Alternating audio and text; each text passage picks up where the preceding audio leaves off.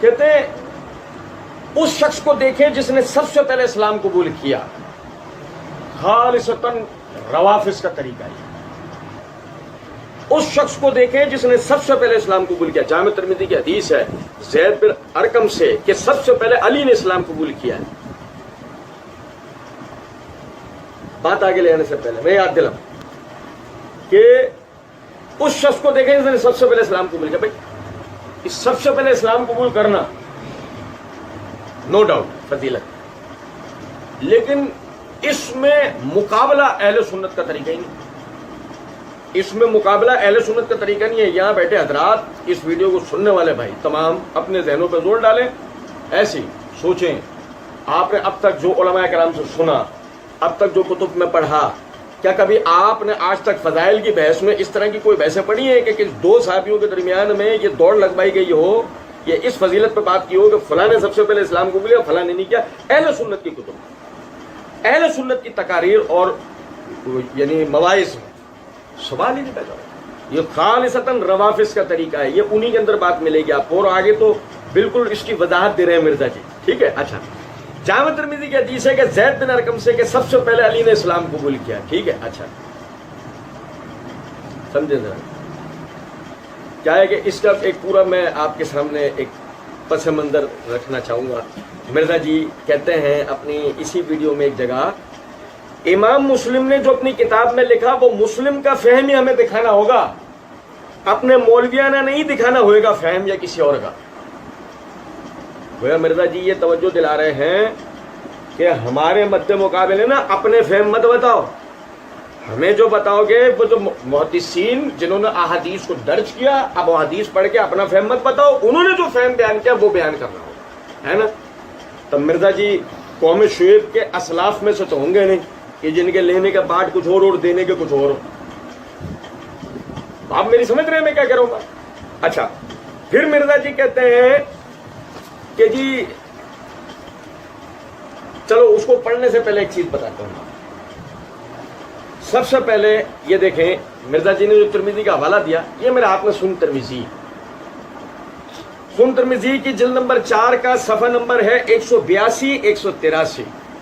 امام ترمذی رحمۃ اللہ علیہ نے کتاب المناقب کے اندر سیدنا علی بن ابی طالب رضی اللہ عنہ کے جو فضائل ہیں، جن کو آپ نے لکھا مناقب علی بن ابی طالب کے نام سے، اس کے تحت یعنی جو 12واں باب ہے، اس 12ویں باب کے اندر حدیث نمبر 3999 کے تحت یعنی 4000 کے تحت آپ نے اس روایت کو درج کیا۔ اب آپ دیکھیے گا، یہ میں آپ کو باقاعدہ اصل کتاب سے دکھا، مرزا جی کہتے ہیں نا اصل کتاب، میں آپ کو اصل کتاب سے بھی یہ دکھاتا ہوں۔ یہ ذرا توجہ کریں یہاں پہ، یہ مرزا جی نے یہاں پہ جو مرزا جی کی بیان کردہ روایت ہے کہ زید بن ارقم فرماتے ہیں کہ سب سے پہلے حضرت علی مسلمان ہوئے تھے، سب سے پہلے اسلام قبول کیا۔ عبارت آگے موجود ہے، عبارت آگے موجود ہے۔ اچھا میں چھوڑو ترجمہ، میں آپ کو عربی سے بتاتا ہوں کہ کوئی ذہن میں ہو کہ نہیں یہ تم اپنا والا ترجمہ پڑھ رہے ہو، میں آپ کو عربی سے بتاتا ہوں۔ اب عربی عبارت کیا ہے؟ ان زید بن ارقم قالا اول من اسلم علی، جس نے سب سے پہلے اسلام قبول کیا وہ علی ہیں، ٹھیک ہے۔ اب آگے دیکھیں، قالا عمر بن مرہ، یہی روایت کے راوی عمر بن مرہ کہتے ہیں فذکرت ذالک لابراہیم النخعی، میں نے اس کا ذکر کیا ابراہیم نخعی سے، فانکرہ، تو انہوں نے انکار کیا، وقالا، اور کہا اول من اسلم ابو بکر الصدیق، سب سے پہلے جس نے اسلام قبول کیا وہ ابو بکر صدیق ہیں۔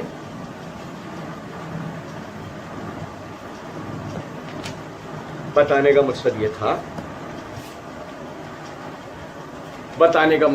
تھا مرزا جی نے جو کہا نا مسلم کا فہم ہمیں نہیں اپنا فہم نہیں دکھانا، مسلم کا فہم۔ آپ دیکھو حدیث کو بیان کرنے والے راوی خود روایت کو بیان کر کے عمر بن مرہ کہتے ہیں کہ میں نے جب ابراہیم نخعی رحمۃ اللہ علیہ سے سوال کیا یہ کیا ہے حدیث، تو انہوں نے کہا نہیں، انہوں نے انکار کیا، نہیں ایسا نہیں، سب سے پہلے جس نے اسلام قبول کیا وہ ابو بکر صدیق ہے۔ مرزا جی پی گئے، اپنے لیے حلال سمجھ گئے نا، مرزا جی پی گئے، اپنے اصول کو فوراً مرزا جی نے یہاں پر توڑ دیا، اور حرام ہے، وہی بات میں عرض کرتا نا، مرزا جی کے مقلدین کے لیے حرام ہے، مرزا جی کو سننا لگا، اصل کتاب کھول کے دیکھ لیں، بات اسی طریقے سے یا کوئی اور بات ہے؟ ٹھیک ہے. اچھا پھر دیکھیے گا ذرا بات کو. مرزا جی کہتے ہیں کہ بطور خاص عوام الناس کے لیے شاہ جی کہ جنہیں احادیث کے صحیح یا ضعیف ہونے کی پہچان نہیں ہوتی جب تک کہ ان کی رہنمائی کوئی دوسرا نہ کر دے، وہ کہتے ہیں ان بیچاروں کو، اور وہ اتنے للو پنجو ہیں کہ ان کو پتہ ہی نہیں چلتا کہ صحیح اور ضعیف کیا ہے. مرزا جی کیا تاثر دے رہے ہیں؟ عوام الناس، للو پنجو عوام الناس. مرزا جی کے سننے والے مقلدین للو پنجو عوام جنہیں صحیح اور ضعیف کا پتہ نہیں ہے. مرزا جی ان کے اوپر سامری کی گائے والا کارنامہ کر جاتے ہیں. ٹھیک ہے. اب ذرا دیکھیے گا سند یہ ہے روایت کی، ان عمر بن مرہ ان ابی حمزہ ان رجل من الانصار قال الترمذی و ابو حمزہ اسمہ طلحہ بن یزید. سند یہ ہے کہ عمر بن مرہ نے اس کو جو روایت کیا ہے نا وہ بحوالہ ابو حمزہ سے، جن کا امام ترمذی نے نام بیان کیا طلحہ بن یزید. طلحہ بن یزید اس کو باواسطہ رجل من الانصار، انصار میں سے کسی آدمی سے روایت کر رہا ہے. انصار میں سے کسی آدمی سے روایت کر رہے ہیں، یہ اس کی سند تھی. اچھا اب غور طلب نکتہ ہے، مرزا جی نے اپنی اس ویڈیو میں ہمارے سامنے یہ انکشاف کیا ہے کہ میں نے صحیح مسلم کا مقدمہ پڑھایا ہے. میں نے کون؟ وہ آدمی مرزا جی، وہ آدمی جو اپنے لیے یہ بات کہتا ہے تھوڑی بہت شاجی سانو بھی عربی آندی ہے، قرآن پاک کی الحمدللہ عربی مکمل آتی ہے، احادیث کی وہ معاملات کر لیتے ہیں. یہ وہ آدمی ہے جو تھوڑی بہت عربی آتی ہے، احادیث کے معاملات بنا لیتے ہیں، قرآن پاک والی مکمل آتی ہے. یعنی جس کو عربی تھوڑی بہت آتی ہے نا اس کو قرآن پاک والی فل آتی ہے. قرآن پاک والی فل جو ہے نا وہ عربوں کو بھی نہیں آتی ہے. جو قرآن پاک والا جو رسم الخط ہے، جو ترکیب ہے، جو جملے ہیں، جو ان کا معنی و مفہوم ہے، وہ زبان عربوں کو نہیں آتی، وہ مرزا جی کو فل آتی ہے. اور اب وہ جاسلی والی عربی ہے وہ تھوڑی بہت آتی ہے. اور ایسے آدمی نے صحیح مسلم کا مقدمہ پورا پڑھایا ہے. اور جہاں یہ مرزا جی نے جملے بولے تھے وہاں میں نے آپ بھائیوں کے آگے توجہ دلائی کہ اللہ نے ہمیں توفیق دی نا، مرزا جی نے کہا جو وہ پڑھایا ہوا صحیح مسلم کا مقدمہ ہے نا اسے بھی تو انشاءاللہ ہم نے دیکھنا ہے. اب دیکھیں یہ میرے ہاتھ میں صحیح مسلم ہے. صحیح مسلم کی جلد نمبر 1 ہے، مقدمہ ہے، مقدمے کا صفحہ نمبر 209 ہے. امام مسلم فرماتے ہیں یاد رکھو جو محدث احادیث صحیحہ اور غیر صحیحہ میں امتیاز کر سکتا ہو اور ثقہ و غیر ثقہ راویوں کی پہچان رکھتا ہو اس کو صرف ایسی احادیث ذکر کرنی چاہیے جو سند صحیح سے مروی ہوں، جو سند صحیح سے مروی ہوں، اور ان کے راویوں میں سے کوئی شخص بھی جھوٹ کے ساتھ متہم، بدعتی یا مخالف سنت نہ ہو، اور جس سند کا کوئی راوی اس قسم کا ہو اس کی حدیث ہرگز قبول نہ کرے. امام مسلم نے جو اصول بیان کیا اس میں صرف 2 چیزوں پہ میں آپ کو توجہ دلاتا ہوں. وہ شخص جو حدیث کے صحیح و ضعیف ہونے کی تمیز رکھتا ہو، وہ شخص جو حدیث کے، اور مرزا جی کتنی تمیز رکھتے ہیں. مرزا جی اپنے بارے میں جو مرزا جی کے خود کے جو الفاظ ہیں میں وہ آپ کو آگے پڑھ کے بتاتا ہوں. مرزا جی کہتے ہیں کہ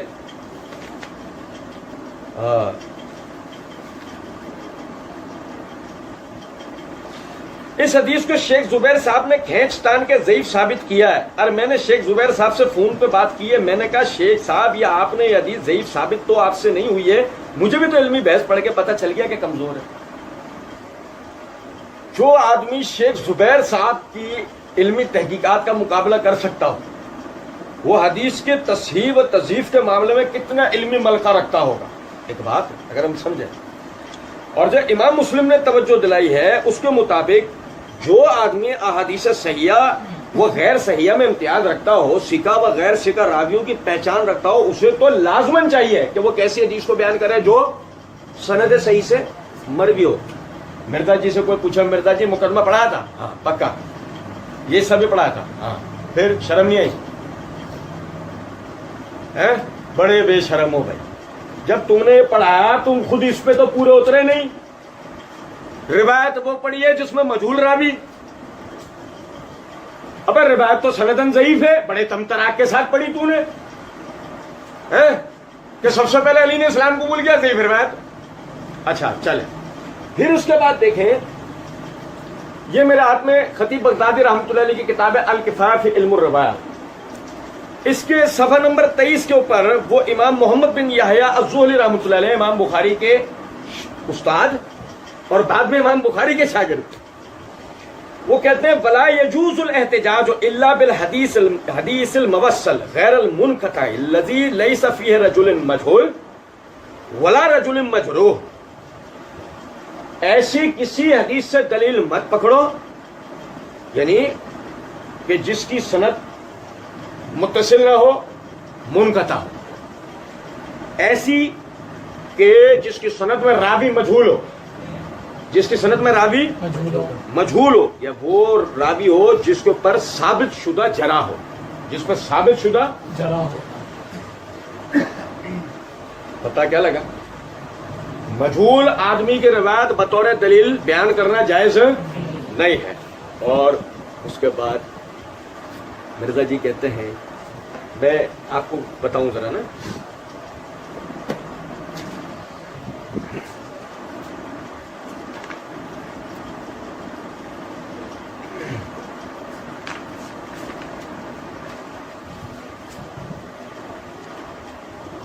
शेख मोहम्मद नासिरुद्दीन अलबानी, शेख मोहम्मद नासिरुद्दीन अलबानी रहिमहुल्लाह ताला अलैह अल मुतवफ़ा 1999 ईस्वी, उन्होंने इस हदीस को सही कहा। और हमारे सब कॉन्टिनेंट में इन्हीं के लेवल की बड़ी पर्सनालिटी और बाद मामलात में इनसे भी बड़ी पर्सनालिटी शेख हाफिज ज़ुबैर अली ज़ई रहमतुल्लाह ताला अलैह,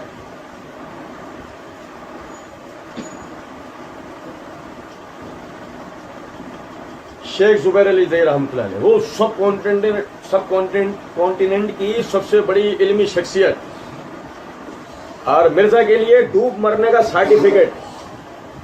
ये उनकी किताब है फतवा इल्मिया, जिल्द नंबर 1 के सफ़ा नंबर 532 के ऊपर एक रिवायत पर बहस करते हुए कहते हैं दूसरा रावी फजल बिन सुकन मजहूल है, जैसे कि उकैली ने कहा है। शेख अलबानी भी इसे मजहूल कहते हैं, शेख अलबानी भी इसे मजहूल कहते हैं। ये रावी मजहूलुल ऐन है, और मजहूलुल ऐन रावी की रिवायत सख्त ज़ईफ़ बल्कि बाज़ औक़ात मन घड़त भी होती है। मजहूलुल ऐन रावी की रिवायत सख्त ज़ईफ़ और बाज़ मरतबा मन घड़त भी होती है। बात समझ रहे हैं? अब मिर्जा जी मजहूलों की रिवायतें सुना रहे हैं, हमें भी तो इल्मी बहस पढ़ के पता चल गया कि कमजोर है मिर्जा जी, चो। और सुने, नासिरुद्दीन अलबानी, ये इनकी सिलसिला सहीह का तर्जुमा। अच्छा क्या है, हमारे पास सिलसिला सहीह अरबी वाली है नहीं, हमारे पास तर्जुमा वाली किताब है। तर्जुमा वाली किताब से मैं आपको एक हवाला बता रहा हूँ। नासिरुद्दीन अलबानी एक रिवायत पे बहस करते हुए कहते हैं, वरना हदीस को, एक हदीस पे बहस करते हुए कहते हैं, वरना इस हदीस को कैसे जय्यद कहा जा सकता है कि जबकि इसका एक रावी मजहूल है, ठीक है, और वह उसके साथ साथ मुतफर्रिद है, जैसे कि इब्न जौज़ी रहमतुल्लाह अलैह का कौल है, और हाफिज इब्न हजर अस्कलानी ने भी इसकी मुवाफ़िक़त की है। नीज़ अनस रज़ियल्लाहु अन्हु से हदीस मरवी है, जिसको इब्न असाकर सफ़ा नंबर 218 पर लाए हैं। रिवायत बकिया बिन अल वलीद से है। उसने कहा कि मुझे अब्दुर्रहमान बिन उस्मान बिन उमर ने बयान किया, उसने अनस से मरफ़ूअन जिक्र किया। मैं कहता हूँ अब्दुर्रहमान रावी का मुझे कुछ इल्म नहीं, बज़ाहिर ये रावी बकिया बिन अल वलीद के शयूख से है जो कि मजहूल है। यानी नासिरुद्दीन अलबानी रहमतुल्लाह अलैह के नज़दीक भी मजहूल की रिवायत काबिल कबूल नहीं है। फिर सफ़ा नंबर 157 पे कहते हैं ये हदीस ज़ईफ़ है। इस हदीस को इब्न माजा, इमाम बहकी और इमाम अहमद ने मोहम्मद बिन अबी याह्या के तरीक़ से, जो कि कबीला बनु असलम के गुलामों में से, उसने अपनी वालदा से, उसने उम्मे बिलाल बिनते हिलाल से, उसने अपने वालिद से मरफ़ूअन रिवायत किया, और ये सनद उम्मे मोहम्मद बिन अबी याह्या की वजह से ज़ईफ़ है, इसलिए कि वो मजहूल है। इब्न हज़म सफ़ा 345 पर जिक्र करते हैं कि उम्मे बिलाल मजहूल है, और हमें मालूम नहीं कि उसको शुमार साहबियात में से है या नहीं। अब मेरा इस बात से बताने का मकसद असल में ये है, मजहूल रावी की जो रिवायत है वो ज़ईफ़ होती है, और मिर्जा साहब जो कि अपनी ज़ात में आइकन बने बैठे हैं, बाज़ लोग मुझे आइकन बोलते हैं, पढ़ा तो जो अपनी ज़ात के अंदर आइकन बने बैठे हैं, आइकन का हाल ये है कि आइकन जो है वो पढ़ के ज़ईफ़ रिवायत सुना रहा है। अच्छा, फिर मिर्जा जी कहते हैं اسی ویڈیو میں ایک جگہ پہ پوری روایت پڑھیں، تو اس طرح آدھی روایتیں پڑھتے ہیں. مرزا نے خود نے کیا کرا؟ پوری روایت پڑھی. ابراہیم نخعی والا کال کھا گئے. مرزا جی کہتے ہیں کہ تفسیر قرآن لیکچر نمبر 312 سورہ حدید کی تفسیر کے دوران میں ہمارے اہل سنت میں بریلوی، دیوبندی، اہل حدیث تینوں کے علماء بزرگ 2 نمبر ہی کرتے ہوئے آدھی حدیث بیان کرتے ہیں. حدیث آدھی بیان کرنا کیا ہے؟ 2 نمبر ہی. مرزا جی نے کیا کرا؟ 1 نمبر ہی. جتنا بڑا 2 نمبر یہ آدمی ہے نا، اتنا تو پرویز بھی نہیں ہوگا شاید، جتنا بڑا یہ 2 نمبر نکل کے آیا. ٹھیک. اور میرا فیوریٹ مرزا جی کہتے ہیں آج کے کمزور مسلمان کو آپ بینیفٹ آف ڈاؤٹ دے سکتے ہیں کہ اس کو پتہ نہیں، اس کو تو جو ٹوٹا پھوٹا دین پہنچا. مرزا جی کے اندھے بہرے لنگڑے لولے مقلدین وہ ہیں، وہ کمزور ٹوٹے پھوٹے مسلمان جن کو ٹوٹا پھوٹا دین پہنچا مرزا جی سمیت. ان کو مرزا جی نے ڈاؤٹ دینا ہے اور ڈاؤٹ سے بینیفٹ مرزا جی نے اپنے لیے حاصل کر لینا ہے. بہرحال اور اچھا ہاں، ایک چیز اور غور طلب ہے. مرزا جی کہتے ہیں غلام مصطفیٰ ظہیر صاحب نے روایت آدھی لکھی، آگے راوی کا فہم بتائیں نا، سلف کا فہم. ہمارے بھائی علم کے میدان میں جذبات تو نہیں ہوں گے نا، چیزیں ڈسکس ہوں گی. اچھا روایت آدھی پڑھی، آگے راوی کا فہم بتایا نہیں. علم کے میدان میں جذبات تو نہیں چلنے چاہیے تھے نا، کیسے دبا گئے ہیں؟ ابراہیم نخعی انکار کر رہے نہیں، پہلا مسلمان ابو بکر ہے تو فوراً ہی اپنی رافضیت پہ شک پہنچی تو اس کو پی گئے. اب کہاں گئی علمی چیزیں؟ اب ہے بیان کرنے کے لیے نہیں.